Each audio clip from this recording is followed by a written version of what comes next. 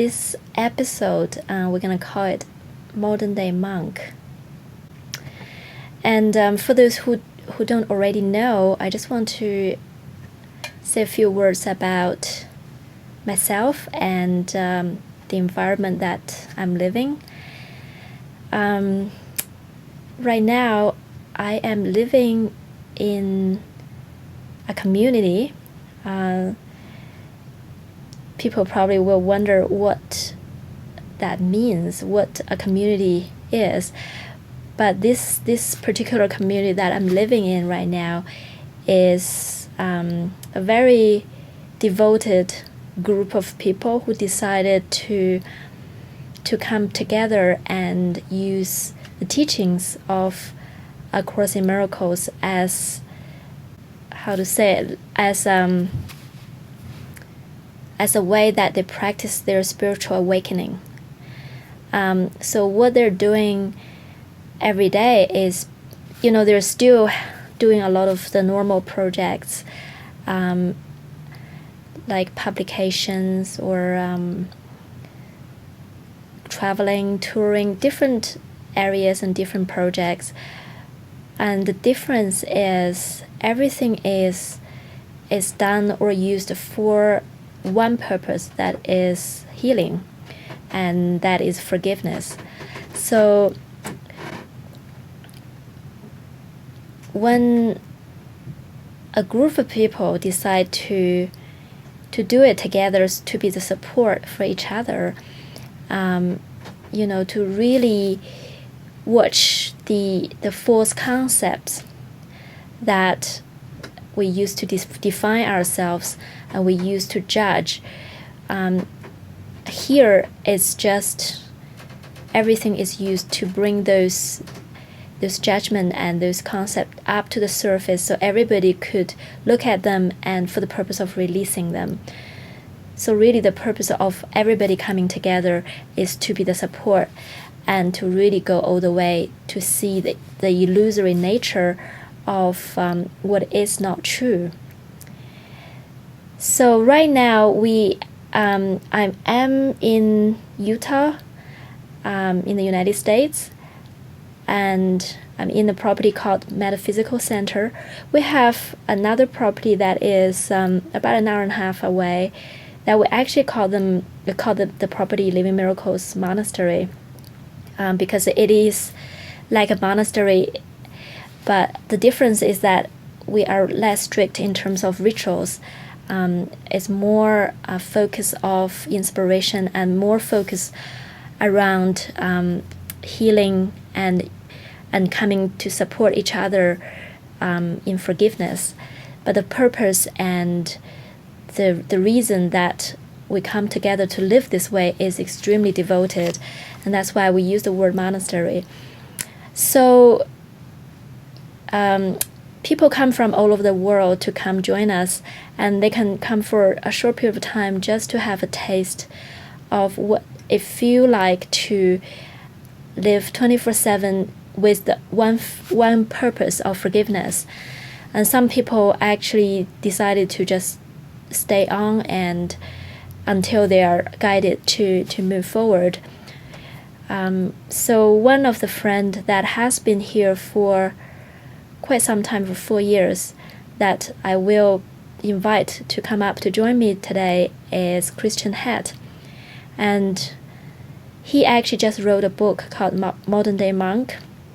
And it is a book to really describe his transformation in the last 4 years that he lived in this community and used A Course in Miracles in his everyday life, and how the transformation happened and how everything is used. So it's going to be extremely interesting, especially if you are interested in living this way, but you don't quite know how that is possible or how that is different than what you could do alone at home.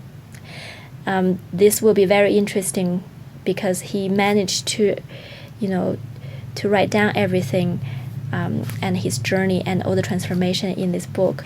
So we will welcome Christian Hett. Christian actually came to our A Course in Miracle monastery in 2010, actually around the same time that I first arrived. But in the last 4 years, I felt like I hardly had any conversation with you. And I also know that this journey, you know, it can look whatever way it looks.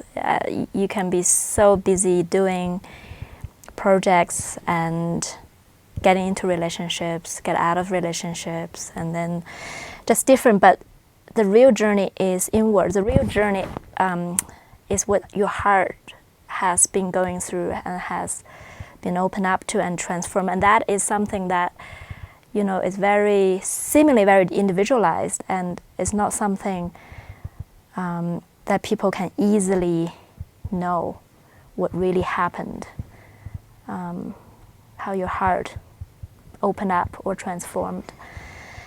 And I know that what has been happening recently is you are in the final stage of publishing your new book.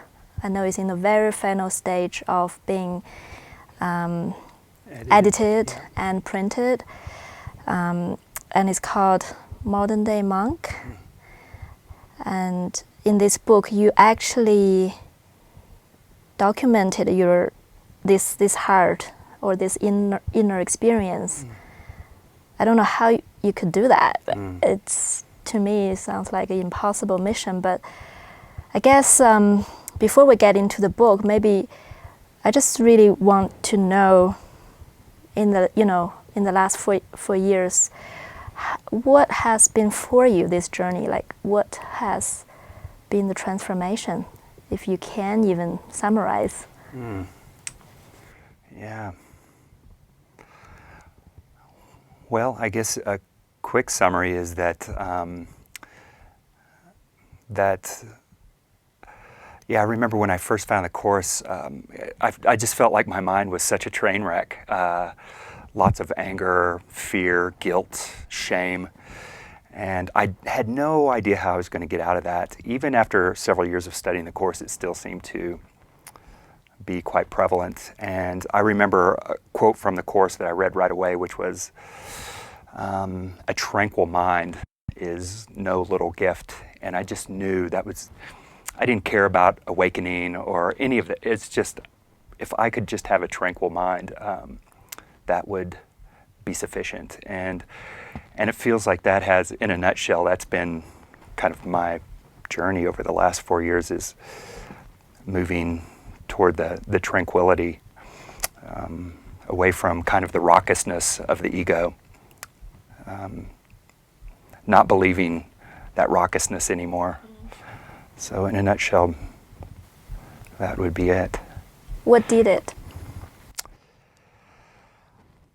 Well, I would say, even though finding the Course was, for me, a huge turning point, it was actually when I found David, and he was introduced through MP3 at a course group I was going to, and I immediately went back, and I didn't even have an MP3 player, but I went down to Walmart the next day and bought an MP3 player, and I downloaded everything, every MP3 that I could find of his for free, Teachers of Teachers. I think it was 400 hours at that time, and I had a job where I could just walk around and listen to him all day, and I did, 8-10 hours a day, and that really began shifting my mind. Then I knew after a few months that I wanted to meet him, and then it just kind of exploded from there. After the first 6 months, I knew I'd done more here than I had in the previous 5 years studying the Course by myself. It wasn't even close, even.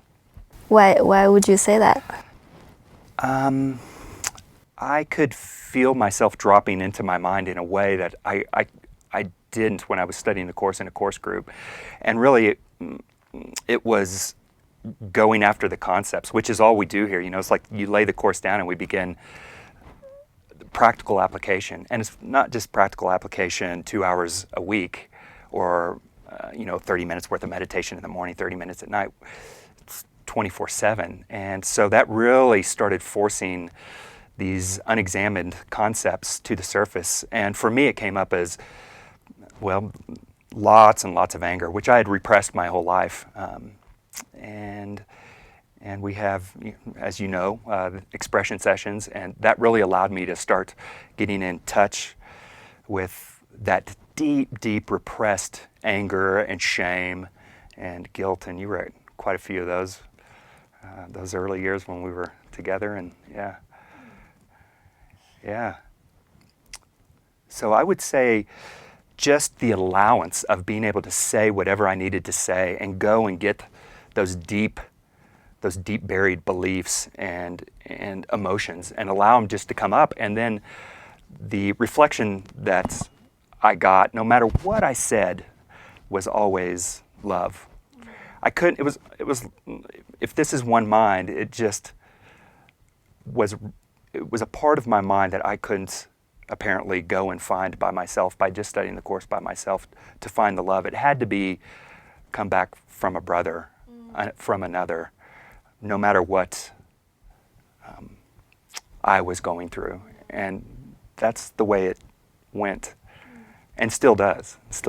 So would you say that allowance is one of the main practice that everybody is doing here? Because sometimes I was thinking, what is the practical application versus, you're talking about the concepts outside of living it 24/7. If I'm, asked this question, I probably say, I have everything. Mm-hmm. But I trust that you somehow are able to articulate. You put it in a book, so maybe you can specify. What are the real practical applications that you have been doing? Well, I would just start by saying that we have one purpose here, and we'll start with purpose because that's it's the foundation of everything that goes on here. So there's one purpose, and I like to say our purpose is healing or being in the right mind. But healing made it reachable for me, made it understandable. So if we have one purpose here, which is healing, everything we do, it doesn't matter if it's on the computer, filming, building, cleaning a commode, purpose drives every single thing that we do. And anything that isn't in line with that gets flushed up and out. So you could say the practical aspects are that we walk through our day apparently doing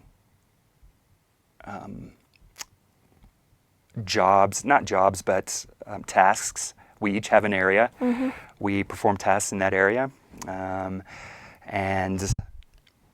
this purpose, just the natural essence of this place, drives everything that is not that to the surface to be looked at and released. And a great way of looking at it is that a job in the world, for instance, how many purposes are there for a job in the world? And I sat down one time and just started ticking them off.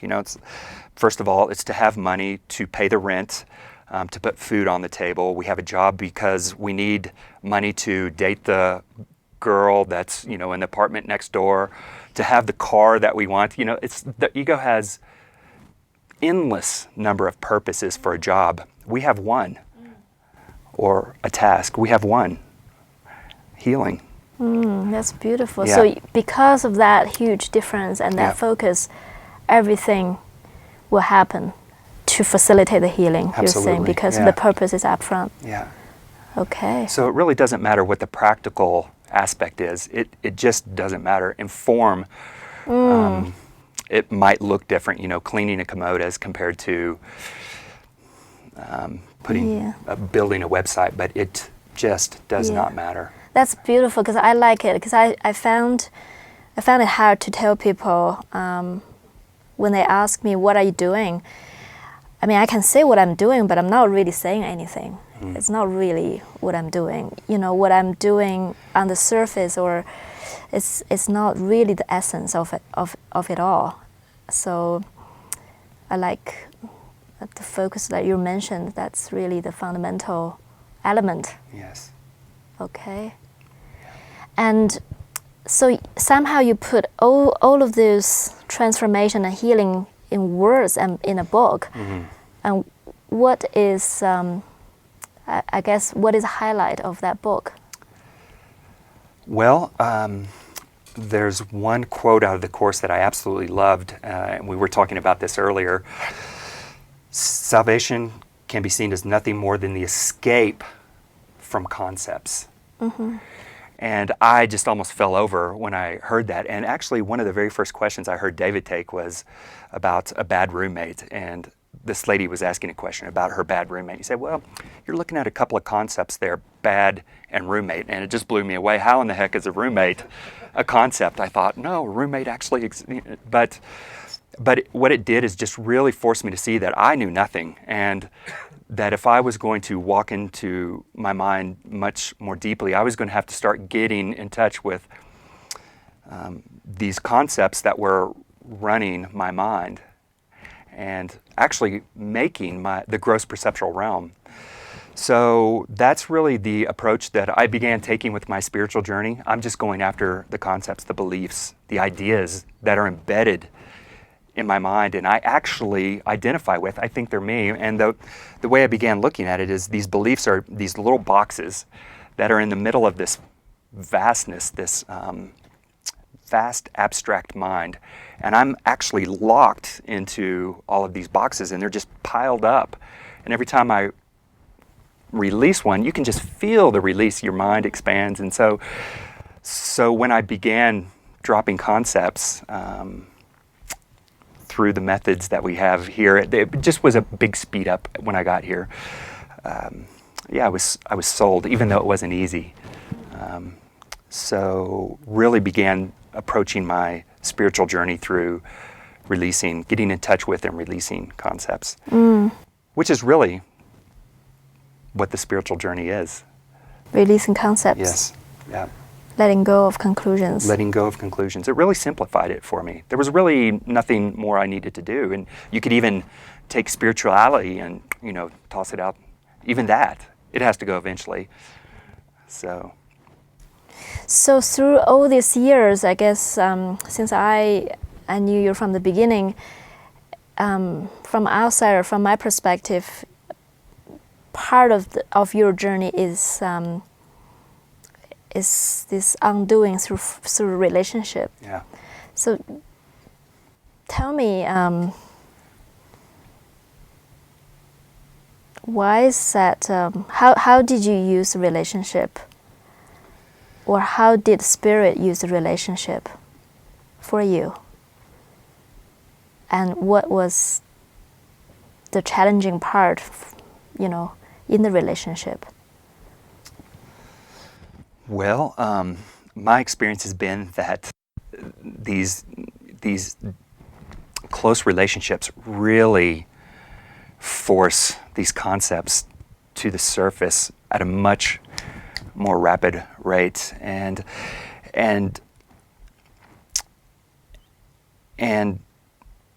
David, I remember one time hearing him talk about complementary ego dynamics,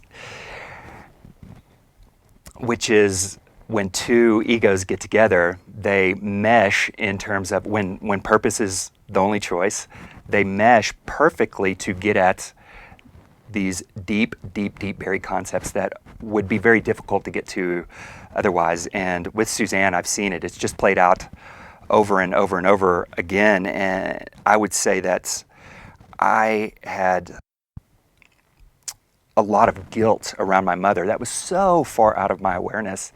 And Suzanne actually helped me begin getting at that. And that lasted for a couple of years, really going deep in to getting at that guilt that was around my mother. She symbolized what I called the correction mechanism. She would correct me just like my mother did, and I would react the same way as I did to my mother. And there was, my belief at that point was a good attack is a good defense, and so there was lots of attack. I have no idea why Suzanne stayed, but it was just so unconscious. It could just be a tone of voice, and I dropped into this belief that I was corrected. It didn't even matter if I was corrected or not, but I would drop into it, and then this huge wall would come up, and I saw it. I mean, I could see the wall. It was just, it was keeping love away, but it was monolithic. It was thick. It was just a wall to keep love out. So how was that healed? Number one, the recognition that it was there, because I didn't have any idea it was there until after we'd been together for a couple of years. But it was kind of like you buy a new car, for instance, a Subaru, and you've never seen the Subaru before, that particular Subaru on the road, until you buy it, and then you start seeing them everywhere. It was that way with this correction mechanism. As soon as I recognized it, then I saw that I had done it through every relationship that I'd ever had, and it was kind of like dominoes falling. Even though I didn't really want, I was so petrified of going after walking through this wall, because I knew it meant going toward love. All I could do many, many times was say, Jesus, I need a miracle. I couldn't apologize to Suzanne. Many times I couldn't even speak. There was so much anger. All I could do was just go, Jesus, I need a miracle. And it might be a half a day later before I could even say that. But that allowed me to start getting at the dynamics that were actually underneath there, which was I kept wanting deeper and deeper. And there was a belief that I was abandoned when I was 7 by my mother, because she went to work at the age of, so I had her all by myself until the age of 7, and then there was a feeling of abandonment that I didn't even know about until I started working through these dynamics with Suzanne. And for her, the beautiful part was that she believed love should look a certain way, so it brought up, and it wasn't what I was showing her, and especially around the wall, so she believed she knew what a good relationship was, and that had to come down. All of those concepts about what a good form-based relationship is. She had them her whole life, she thought, but she was going for a much deeper relationship, a much deeper love, and I was helping her get at the good concepts, because they've all got to go. Good concept, bad concept, it doesn't matter. They all have to go. Yeah. You have more to say? Well, I was just going to say I couldn't get to just a change of mind. I couldn't choose the miracle and just drop into that peace. There was so many layers that had to be gone through before I could get to that. And Suzanne was critical in helping me get to many of them. Yeah. So the first part of the book is, for somebody who's not familiar with our community, is actually critical, because in order to understand the relationship, because it's not common for people to use relationship to get to concepts. We have a number of purposes for relationship, where we are used to each other, we have a good double income, we have a mortgage on the house, we have kids, just on and on and on. And I actually heard a course student, he's a course teacher actually from England, and he's also a psychologist, I forgot his name, but he counsels couples, and he said he has never ever heard one couple say, his first question is always, what is this? What's the purpose of this relationship? He's never had one say healing. So that's really important to come at the relationship, especially as course students, from that perspective. Healing. That's the reason that Suzanne and I got together. That's the whole reason that I began that relationship, was to go after concepts that I didn't know were there. It was very, very scary, but I knew I had to. I knew there was no way I could walk all the way through my mind if I didn't do it. And she didn't look like any girlfriend that I'd ever had in my life. She just didn't. And that's one thing I lay out very clearly. And she was a little older than I usually. It was in my target zone. She just looked nothing like any of my previous girlfriends. Yeah. So So that stretched your box a little bit. Right off the bat, I had to look at all those concepts. I need my girlfriend to look a certain way. Right, or what is my preference? I prefer... Preferences. Did you guys look at preferences? Like, I prefer this type of person to be... That's my type. Yeah, all the time. All the time, really. In fact, from the very first conversation we had, I knew I couldn't hold anything back from her. In fact, she told me there can be no more private thoughts between us, and that scared the bejesus out of me. But we started right off the bat, okay, what's going on? And when you hear something like that, especially somebody like Suzanne, who's been so used to being able to have any man she wants to say that you're not my type, it's really that, it's like, that's starting to dig deep right off the bat. That was our very first. How did you deal with that? Expression sessions, just keep expressing until something else, something deeper coming up, or? Well, I think the thing is, for us, we really liked being together. We enjoyed being with each other. So that's another way Spirit uses these relationships. There has to be some kind of spark. If there's not, you're in it only for the healing, it's not going to last very long. So there had to be, I heard David say one time, spark is spirit. So I loved being around Suzanne. We had fun. We loved to go camping, and that's what Spirit used. Okay, on the weekend we get one night to go and camp on a creek, and we both love that. But it was always used. Okay, you have your fun. Saturday night, Sunday night, you wake up and you sit over your campfire, and there would always be an expression that would come up. Always. We never went after it. It was just a natural process of the desire to heal. We never went after concepts. It was just natural. It was natural. So what is the experience after you guys share every thought that come up with each other? Was that a frightening experience, or more like release or closeness that you guys felt afterwards? Yeah, I think we ran the gamut, but initially it was just a lot of fear for me, because I thought she was going to find something that would just absolutely crush me. So I was initially very scared to hear what she had to say, but I knew I had to hold the space. I knew I couldn't attack, or I had to just sit there. So there was a lot of fear initially. But when we really went deep, you could feel just this, oh, thank you. When we allowed ourselves to look at something that was initially appeared scary going in, there was always a release, an opening. But sometimes, you know how it is, you get so bound up on an idea that you can't get to it by yourselves, and that's why we have what we call a third. And it was critical many times, Jason, David, Lisa, pulling them in to kind of hold the space when it appeared as if there was an inability to do it ourselves, because it appears very, very real as you're walking through it. Yeah, it's very, very personal. Yeah. I think for me, I know that the most challenging thing is if two people start to express to each other, it's really hard for the other one not to take it personally. Yes. Or hold the space in the most, as if it's not really affecting. Because when we say hold the space, it's not really just about you shut up. Yes.